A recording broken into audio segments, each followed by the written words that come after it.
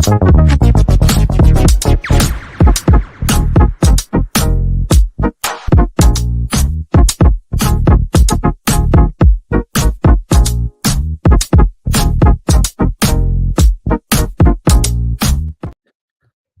Bowen with his first ever senior hat trick, and it happens for West Ham. What a very good way to bounce back from an 8-game non-winning streak that West Ham have had to win our first game of 2024 against a team we struggle against. Naturally, we struggle against this team, Brentford, and it's a really good way to bounce back. And the interesting thing about this West Ham performance in particular was the intensity from the start. And it's a little bit like, where's this West Ham been? Why don't West Ham do this a little bit more often? That's the frustrating side. But at the end of the day, I'm going to enjoy it. It's a hat trick from Jared Bowen, 14 goals, 14 Premier League goals for this season. We've welcomed Lucas Paqueta back, and he was honestly phenomenal in this game today. He was creative. He had the desire, the passion, the fight to drop back, win the ball. He played the ball into clever areas. He found space. And then what he allowed to do was allowed other players to do the jobs that they've been designed to do. Players like Tommy Soucek, for example, who has been missing for 2 months. And suddenly, when Paqueta comes back, people are saying, is it the Paqueta effect? Well, when a player like Paqueta comes back, you allow the players to do their job, and players like Tommy Soucek have done it. Yes, Brentford have struggled. And I tell you what, we kept Ivan Toney at bay. In actual fact, when I was watching him, he looked like he couldn't be arsed, if I'm being really honest. And there was a couple of little issues I felt like with West Ham. I felt like our defensively, again, we all know our defensive issues at West Ham. We all know that Kurt Zuma's got issues. We all seen that in the end there.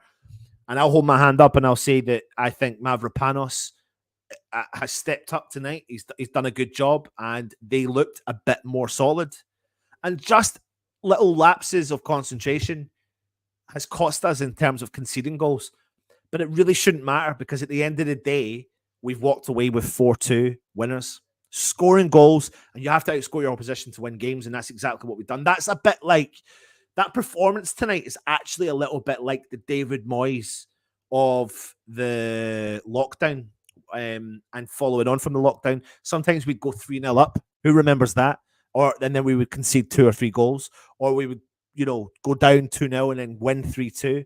That was like a bit of a David Moyes of the past, rather than, what we've been witnessing this year. But essentially, I'm really impressed with the all-round performance.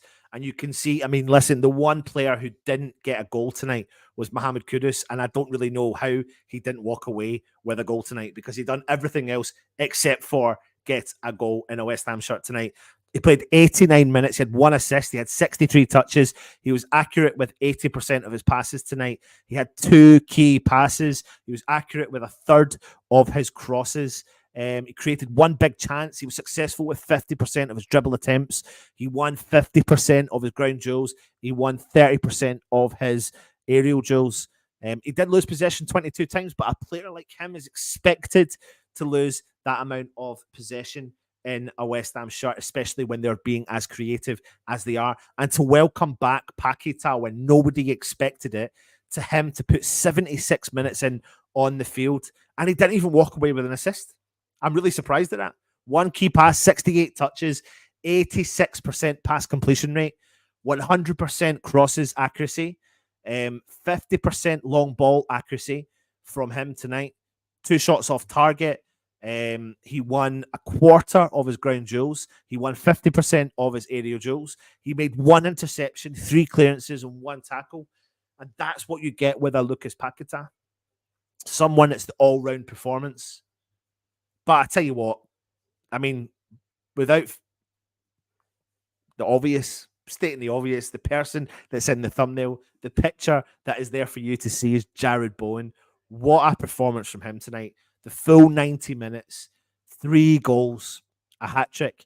And it's so vital that a player like him gets that. He gets that boost again. That boost has come because he's got his pals back again. He's got Paqueta, he's got Kudus, he's got the three forwards, the creativity, the ability. He doesn't have to drift and do everything he has been asked to do over the last couple of months. West Ham do rely on a small amount of players, but when no small amount of players are available, you can't help but deny it works. It absolutely works. 3 goals from him, 41 touches, 80% accuracy in his passing tonight. He won 30% of his aerial duels. He won 30% of his ground duels. He came back, done some work then defensively as well. So a really good all-round performance, and you can't fault those goals whatsoever. Let me jump into the comments and see what everyone else has to say. Absolutely, Nikos. We absolutely had to win. No questions about it. And it's funny, isn't it, Nikos, as well, when you look at West Ham and you think to yourself, my word, like we're up 4-1 or 4-2 and there's 5 minutes to go and you're still panicking. And you're still like, what is going on? Like, are we actually going to falter at the last minute? Phew, from CM. Howardale says, good evening, all you beautiful people. Finally, I'd forgotten what winning looks like. Thank goodness it's over. Really enjoyed it, though. The question is, if we could re-sign Pac-Man, how much are West Ham Sullivan willing to pay him? The thing is, he is sometimes, listen, there's not very often, but we do get that special player. He is that special player. And even though he didn't contribute to goals or assists tonight, if they created a jokey stat about the pre-assist, he's so influential in what he does. He opens up the space and he allows us to, allows players to do that as well. Let me read to you some of the other stats from the game as well. West Ham had 41% possession in that game to Brentford's 59% possession. But to be honest with you, you never really felt that we were going to struggle at points. Apart from, yes, you put it out there, a couple of fantastic saves. Again, worldy saves from what's it called, Areola. But we had 17 attempts at goal to their 14, 6 on target to their 8, 10 off target to their 1. So, yeah, really, really good. I would like to say a few words, please. You would like to say a few words, Sven. Do you want to come on, Sven? Is that what you're saying? Did I watch the wrong game? Looked tired in the last 15 minutes. And that's what I'll say about Moyes, the frustrating side about Moyes. Like, make the subs, mate. Make the subs. Why are you not making the subs? Mandy says, when Pac-Man gets the ball, others make moves. They don't want that when he goes off. 100k, 180k a week, and we need to win the Europa. Paqueta is the difference, and Bowen was on fire. Surreal Frame says, only 2 things can keep Ivan Toney from playing, us and his gam. Oh, God, I don't want to say that. But do you know what? I will say, fair play to Mavropanos. He done a job on him tonight. He kept him at bay defensively. You know, I'm always concerned about Kurt Zouma. The thing is, I mean, some of the places I'm looking at have scored Kurt Zouma higher in defense than what Mavropanos was. I mean, what a goal from Emerson Palmieri. He deserves that goal. What a wonderful goal that was. And interestingly, and I'm not saying he's not been playing well, but what a different player Emerson is when he's got support like Paqueta. Let me read you his stats. A full 90 minutes, right? He bagged himself in a goal. He also got an assist in the game. He made 1 clearance. He had 1 block shot. He had 5 interceptions, 4 tackles. He won nearly 100%, nearly, of his ground duels. He won 50% of his aerial duels. He had 90 touches, 75% pass completion rate, 4 key passes. He was accurate with 75% of his crosses. He was accurate with 65% of his long balls, and he was successful with 50% of his dribbles. If it honestly wasn't for Jared Bowen getting a hat-trick, you'd honestly put Emerson up there for being another man of the match contender. That became stressful near the end, and that's the crazy thing about supporting West Ham. You know what I mean? We've got 3-4 goals in the bag. We've got a 2 or 3 goal cushion, and we just made it feel uncomfortable at the end. How good our forward line can be when we play in the opposition's half. It's mental, isn't it? James says, Irons told you it was a crap lineup. Don't make it easy, do we? Can we not mention? No, we will not. The lads have picked their tools up again. Only 1 corner is a bit of a freak stat. When Paqueta came off, how did they set up? To be honest, the players are down tools. But at that point, I was a bit confused at why we didn't just make more subs, because come the end of the game, it looked like we were just lacking that intensity. We were tired. They worked hard, and fair play, they did work hard. Just looking at the table now, West Ham are currently 8th, moved up. Oh, what was that? Was that 7th in the league? Where is it here? Let me have a look. No, West Ham are 8th now, joint on points with Brighton, and 1 point ahead of Wolves. So that's good. We've kind of opened up that little. Let me have a look here. So 4 points again on Chelsea, who are in 11th place, 2 points ahead of Newcastle. We won and scored 4. Absolutely, Mandy. If Zuma pulled his socks down a bit, he might be able to bend his legs a bit easier. Fresh fielder. Don't forget to like everyone from Ruby Tuesday. No Moyes out. No, let's not. Don't give Moyes credit, although he will claim it. Emerson's goal on fire. I'm so angry at Moyes being at the club that I can't even enjoy these occasional wins anymore. Come on, Epic, mate. You've got to enjoy that. It's been 2 months since we've had a win. What an occasion to come back and actually finally win a game. And just, do you know what? It's so key. It's so key to get momentum going into Europe. And if we can go and get a result at Everton next week, it's so vital. And we need to start somewhere. It hasn't been great for 8 weeks.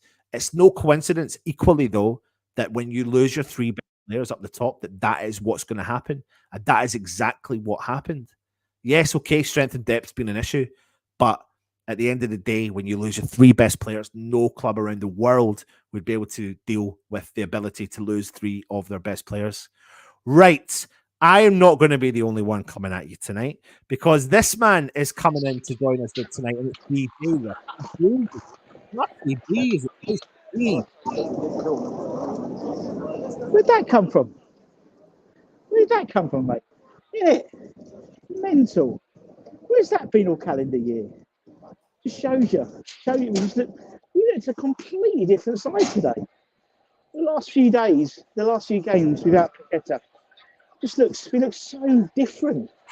So different. We just seem full of confidence. You know, Emerson's got a new lease of life when he's got his mate next to him. And I thought everyone played really well today. It wasn't a duff performance, really, but everyone played their part. It was a real team effort today, wasn't it? And that's the thing, though, Russ, isn't it? This is what I was saying in there. Like, I think we all know that West Ham are capable of doing this on their day. And I think that's what makes it more frustrating, is when we don't do it on a regular occasion. Because there's been teams, you know, if I think back to some of the games at home where we've never, if we had did half, 3/4 of what we did tonight against some of the teams that we've drew against this season at home, we would probably be 6 points better off minimum. Definitely at this stage, definitely 4, 5, 6 points better off than what we are.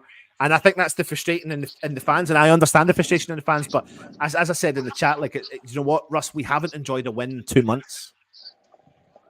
Yeah, so exactly. You have to enjoy that, and that energy, mate.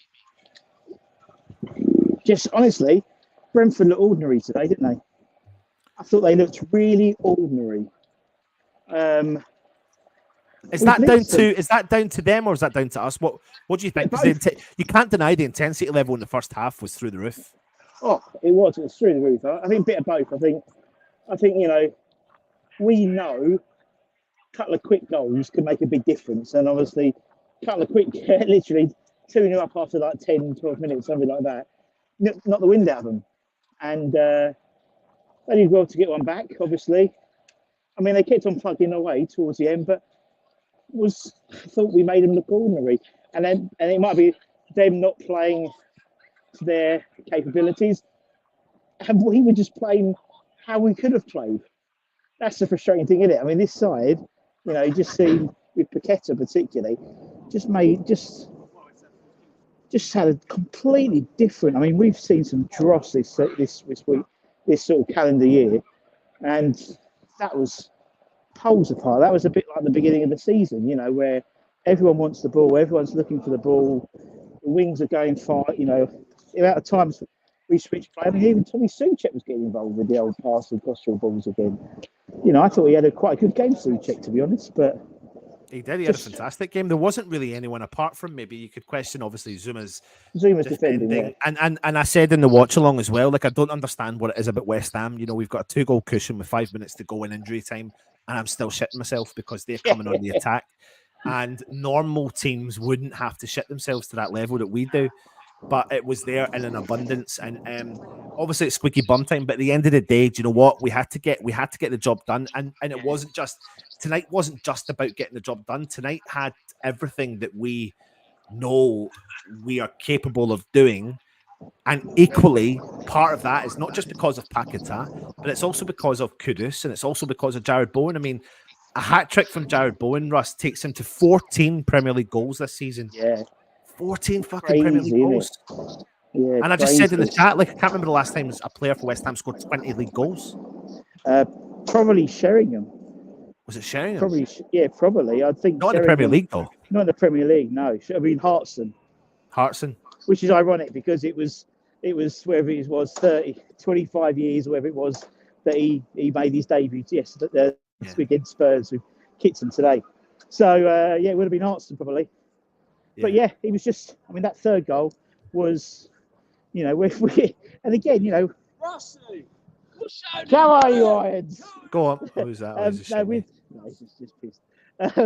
So, yeah, no, I mean, with Bowen, you know, we've been criticising him playing in the middle. Today, he was perfect in the middle. It was really good in the middle against two really good Burley centre-halves. Yeah. So it makes no rhyme or reason why it works this week. It didn't work. The only person it makes a difference is Paqueta. It's funny though. Like, I mean, there must be a little bit of rhyme or reason behind it, because it's true. No team will be able to impact and deal with three of their best players. We're not just talking about three of the best players. We're talking about three players that are probably currently in the current market valued at a collective, let's take a random guess, a collective 200 million quid between three players. At least 250 possibly. So you're taking 250 million pounds of talent out of this team. Yeah. Most teams will struggle with that. Of course they will, yeah. And I think the goal contributions that, I can't remember exactly the numbers of what those players had when we lost them. There was no coincidence, right, that when we lost them, we started to falter. I'm not solely blaming it on that, but you can't help and put that as big part of it. Squad depth, obviously a big issue. Not rotating the squad, obviously a big issue. But again, not directly, you know, addressing the elephant in the room, which is you've lost three of your quality players. And tonight shows that when you've got them all back, that they bring this form of unity. They've, you know, you mentioned that Emerson has his friend back, Paqueta, and Emerson, you know, if Bowen doesn't get a hat trick, Russ, I mean, Paqueta, Emerson walks out with probably man of the match. His performance tonight was fucking unreal. Yeah, it was. I thought he seemed, you know, he's been off the boil the last few weeks. I think it's fair to say he's had a real high standard, and it's because he hasn't got his mate in front of him. Any of his mates, you know, he hasn't had Ben Rami, he hasn't had Paqueta. He looks a totally different player today. Totally different player. Yeah. And he just has that confidence and that little 1-2s and the little loop around. I mean, when was the last time you heard someone do the crowd on laying here? They were laying. I can't remember the last time I heard us on lay at the London Stadium. And do you know what? The Cockney, I have to address this one. Antonio's off pace, Zoom as a cripple. Let's address the Antonio thing. Antonio coming off the bench gives us an option, and I'm happy with that. That's the way it should be. That's the way it should be. Zuma starting, absolutely agree with you, Cockney Buccaneer. It shouldn't be happening. So that's just the piece of the jigsaw I'm really confused about, because near the end of the game, he was clearly limping, Russ. He was clearly limping, and that is a concern moving forward. I have pretty much dug out Mavropanos a lot over the start of this season, but I thought he had a great game today and kept all of them kept Tony at bay. Tony didn't look interested, mate, today. No, agreed. He didn't look, you know, particularly when it went to he just looked like it weren't his game today. That's what it seemed. And I thought Mavropanos had a really good game. I thought Zuma had a good game as well. You know, for all we slagged him off, I thought he actually sort of handled the physicality of Tony well. Obviously, fucked up with the 2 goals in terms of poor, tracking. He cannot deal with pace. That's the trouble with Zuma. He can't deal with pace. Yes, he's got the physicality to compete with someone like Tony, but like Neil Mopai, Wissa, just little nippy players. Can't do it. Cannot do it. Which is a shame because, you know, if we'd come out 4-0, we've won 4-0. That's 4 goals plus, getting back the old goal difference again. You know, rather than just a +2, it would have been a +4. So it would only be -4 rather than -6 now. But we needed that. We needed something, and because we need some momentum going into the Everton game, they're going to be up for it, having got the extra points back today. Oh, hello. No, it's true, and but the key is we have to start somewhere, and we've been lacking so much over the last 2 months that today we started somewhere. This is something we can build on. This is a foundation we can build from, and the key now is taking this to Merseyside when okay, they'll be up for it, but we'll be up for it on the back of that performance, and get something from that Everton game. You've got momentum going into Europe, and that's where you want West Ham to be. Build a little bit of structure from this area. 39 points on the table now, 8th place. Try and close that gap between us and Man United, because at some point earlier in the season, that gap was dramatically closed. But, you know, getting that win today was vital for us, Russ, because what you don't want to see is West Ham fall into that bottom half of the table, especially now that Liverpool won the Carabao Cup, and that leaves a place dropped down. I think it's 7th place currently, European place, isn't it? Yeah, at the moment, yeah. So that could change if in terms of if Villa win the conference and vice versa. But yeah, I mean, we need momentum. We've been struggling this sort of calendar year for any positivity, really, and it was good to get a good win under the belt. It was good to get a good performance under the belt. It was a good performance, you know. You know, as I said, apart from the 2 goals, which we could put down to Zuma's inactivity and lack of mobility, I thought it was a relatively comfortable game against a side who we haven't beaten in the Premier League. It's another monkey off our back now. You know, we've beaten Brighton now, and we haven't beaten them in the Premier League. Now we've done it with Brentford. Good, about bloody time too. And it was good to see a bit of fight, whether it was in the dugout with Nolan. But that's what we want. A bit of afters, you know, a bit of passion. They seem to be up for it today. You know, we've questioned their. Well, he wasn't. West Ham players weren't the only one up for it. Kevin Nolan was up for it. I know he was. What was he doing? He looked like he was proper going to get something on the goal, wasn't he? It was Neil Mopai, wasn't he? He was winding him up. But he gave him a cuddle at the end, though. He hung back. Nolan waited. Mopai was almost the last one off the pitch, and he gave him a cuddle at the end. But yeah, handbags. But it was good to see, you know, bit of fight. I don't care if it's on the dugout or on the pitch. It seems, and we've seen it. We had like a really, and for once, we actually had a good huddle pre-match. It was a good huddle. It wasn't a shit huddle. It was a good. You could see them all cheering each other up, and we needed that. The fans needed that as well, not just the players. The fans really needed that. I think come the end of the game, though, Russ, what I would have liked to have seen was a few more substitutions, because we got a bit leggy, and I think I think anyone and their uncle and auntie would have seen that we needed those fresh legs on the park. Yeah, but we know when it comes to and again, it's these games where there's a countdown on Moyes' career at West Ham.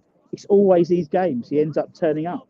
I don't know what it is. We should say he's going to be sacked every week, and you know we'd win the title. But you're right. But you know he has his trusted in it, and that's the detriment of himself in terms of his man management. But you're right. We would have been nice to see maybe.